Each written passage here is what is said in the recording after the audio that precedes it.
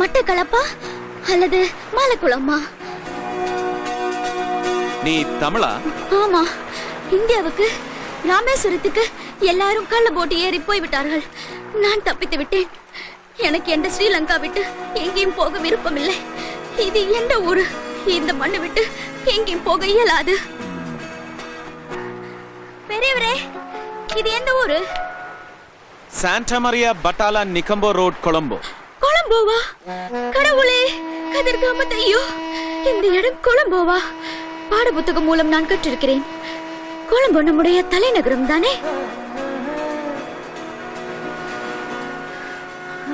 ரோட்டிலே இந்த நனைந்த வேஷத்தில் போக இயலாதையா?